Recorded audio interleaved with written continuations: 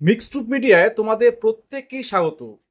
তোমরা যারা nursing entrance দেবে, অর্থাৎ জয়েন্ট এন্ট্রান্স বোর্ডের আন্ডারে যে সমস্ত এক্সাম কন্ডাক্ট হয়, যেগুলো তোমরা দেবে, ইভেন জয়েন্টের রেজাল্ট, জয়েন্টের ফলাফল সেটাও আটকে রয়েছে, কলেজের মেরিট লিস্ট সেটাও আটকে রয়েছে, এবং তোমাদের যে এই নিয়োগ পদ্ধতিগুলো হচ্ছে সেগুলোতে কিন্তু আইনগতভাবে কিছু বাধা রয়েছে। তবে ফর্ম ফিল আপ করানো যায়, সেটাতে কোনো ধরনের কোনো সমস্যা নেই।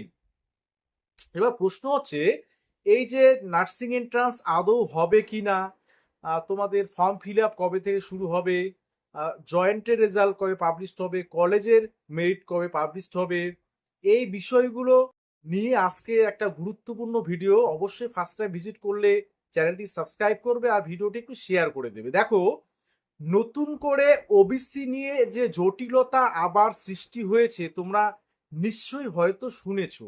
এজন্যই কিন্তু তোমাদের জয়েন্টের রেজাল্ট বা কলেজে মেরিট বলো, এগুলো পাবলিশ করেনি। এবং ইভেন আজকে 9 তারিখ পাবডেট, যে ইউজি প্রেসিডেন্সি ইউনিভার্সিটির যে অ্যাডমিশন বিষয়টা ছিল রেজাল্টে, সেটাও কিন্তু পাবলিশ করা হয়নি।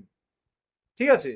তো এই সমস্ত বিষয় আটকে রয়েছে মেনলি ওবিসি কেজের উপর ডিপেন্ড করে, বা ওবিসি বাধার জন্য। কারণ হাইকোর্টে ইতিমধ্যে কৌশিক চন্দ্রের, মহামান্য বিচারপতি কৌশিক চন্দ্রের বেঞ্চে, সিঙ্গেল বেঞ্চ থেকে একটা অর্ডার আসছে যে এই যে বিষয়গুলো, জয়েন্ট রেজাল্ট, কলেজের যে তোমাদের বিষয় বা ভর্তির বিষয়ে কোনো ক্ষেত্রে নতুন লিস্ট ধরে করা যাবে না। ঠিক আছে? যদিও নতুন লিস্টের উপর তোমাদের কিন্তু সুপ্রিম কোর্ট থেকে এসটিটা তুলে দিয়েছে হাইকোর্টে, কিন্তু যে বিষয়টাতে আটকে রয়েছে সেটা হচ্ছে ওই যে কলেজের অ্যাডমিশন বলো, কলেজের মেরিট লিস্ট বলো বা জয়েন্টের রেজাল্ট বলো, সেখানে হাইকোর্টে এমন একটা কেস আছে যেটার উপর কিন্তু স্টে সুপ্রিম কোর্ট দেয়নি। তো সেখানে সেই হাইকোর্টের অর্ডারে কিন্তু বলা ছিল যে 66টা জনজাতিকে আগে নিয়ে 7% সংরক্ষণ দিয়ে ওবিসি, ওবিসির যে সংরক্ষণ সেটা দিয়ে বিভিন্ন মেরিট লিস্ট পাবলিশ করতে হবে। ঠিক আছে? এবার রাজ্য সরকার তো সেই পথে হাঁটছে না।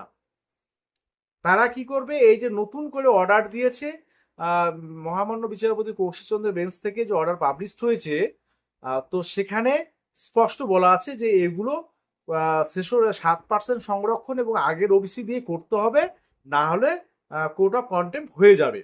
তো এখন রাজ্য সরকার কি করবে, বাধ্য হয়ে সবেই পিছিয়ে যাচ্ছে। এবং এভাবে পিছিয়ে যেতে যেতে তোমাদের নার্সিং এন্ট্রান্স থেকে শুরু করে, জেন পাস শুরু করে, জিলেট থেকে শুরু করে, রয়্যান্টের রেজাল্ট, কলেজের অ্যাডমিশন আদৌ যে কবে হবে সেটা কিন্তু নিশ্চিতভাবে বলা যাচ্ছে না। তবে তোমরা ইতিমধ্যেই জেনেছো যে যেমন বিভিন্ন ইউনিভার্সিটিতে কিন্তু ফর্ম ফিল আপ চলছে পিজির ক্ষেত্রে। ঠিক আছে? আর এছাড়াও তোমাদের আর একটা বিষয়ে তোমাদের আমি বলে রাখি, দেখো, ফর্ম ফিল আপ শুরু করতে কিন্তু কোনো বাধা নেই। তোমাদের যেমন nursing entrance, form fill up শুরু করতে কোনো বাধা নেই। হ্যাঁ, এবার ক্যাটাগরি যে ডিটেলসটা সেটা পরবর্তীতে যে অর্ডার আসবে, সে সুপ্রিম কোর্ট থেকে আসুক বা অন্যান্য তোমাদের যে যদি হাইকোর্টের যে এই যে নতুন যে সিঙ্গেল বেঞ্চের অর্ডার সেটাকে যদি খারিজ করে দেয়, তাহলে তো কোনো সমস্যাই নেই। তো ফর্ম ফিল আপ কিন্তু গভর্নমেন্ট শুরু করতে পারে, অর্থাৎ জয়েন্ট এন্ট্রান্স বোর্ড শুরু করতে পারে। এ নিয়ে কোনো ধরনের কোনো সমস্যা নেই, কিন্তু সরকার সেই বিষয়টাতে যাচ্ছে না। সেটা আহ, আমরা আমাদের থেকে সরকার, সরকারই ভালো বলতে পারবে কেন যাচ্ছে না, তাদের কি অসুবিধা, এতগুলো ছেলে মেয়েদের ভবিষ্যৎ কেন মানে এতটা মানে একদম অন্ধকারের দিকে অলরেডি ঠেলে দেয়াই হয়েছে। অন্যান্য অল ইন্ডিয়া বেসিস দেখো, ইঞ্জিনিয়ারিং এর ক্ষেত্রে অলরেডি ক্লাস শুরু হয়ে গেছে, সমস্ত কিছুই তোমাদের পিছিয়ে যাচ্ছে। নার্সিং এর ক্ষেত্রেও তোমাদের অন্যান্য যেসব স্টেটে, সেগুলো তো দেখা যাচ্ছে এবার শুরু হবে কিছুদিনের মধ্যে, তোমাদের ফর্ম ফিল আপটা পর্যন্ত হলো না। যাই হোক, এই যে সামনের 11 তারিখ, হ্যাঁ আজকে তো তোমাদের 9 তারিখ, অর্থাৎ আগামী সোমবার তোমাদের কিন্তু সুপ্রিম কোর্টে এই বিষয়টা নিয়ে উঠবে। অর্থাৎ রাজ্য সরকার সরাসরি হাইকোর্টের সিঙ্গেল বেঞ্চ থেকে সরাসরি চলে যাচ্ছে তোমাদের সুপ্রিম কোর্টে। যেহেতু সুপ্রিম কোর্টে 11 তারিখে এই ওবিসি নিয়ে একটা মামলাটা উঠবে, সেখানে কিন্তু এই বিষয়টাও তুলে ধরা হবে, এরকমটাই কিন্তু রাজ্য সরকারের সূত্রে জানা যাচ্ছে। তো সেদিনে মোটামুটি একটা ডিরেকশন পাওয়া যেতে পারে যে এই যে নতুন যে অর্ডারটা সিঙ্গেল বেঞ্চ থেকে পাস্ট হয়েছে, যে 66 যে জনজাতিকে নিয়ে সবকিছু করা, তো সেটার উপর কি হয়, তার উপর সুপ্রিম কোর্টে কি ডিরেকশন আসে, সেটার দিকে কিন্তু এখন তাকিয়ে থাকতে হচ্ছে। ঠিক আছে।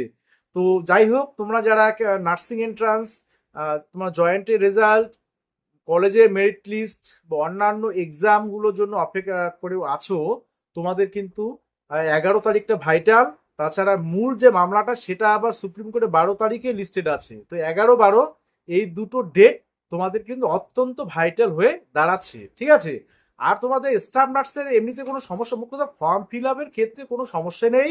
তোমাদের ওবিসি নিয়ে মূল কথা হবে, একদমই ফাইনালাইজড হবে তোমাদের যখন ভার্ডিক্ট আসবে, ফাইনাল ভার্ডিক্ট, অর্থাৎ হাইকোর্টের স্পেশাল বেঞ্চ গঠন করে যখন এগুলো পর্যালোচনা করে, নতুন লিস্ট পর্যালোচনা করে যখন ফাইনাল ভার্ডিক্ট হবে, সেই ফাইনাল ভার্ডিক্টের উপর সমস্ত কিছু কিন্তু নির্ভর করবে।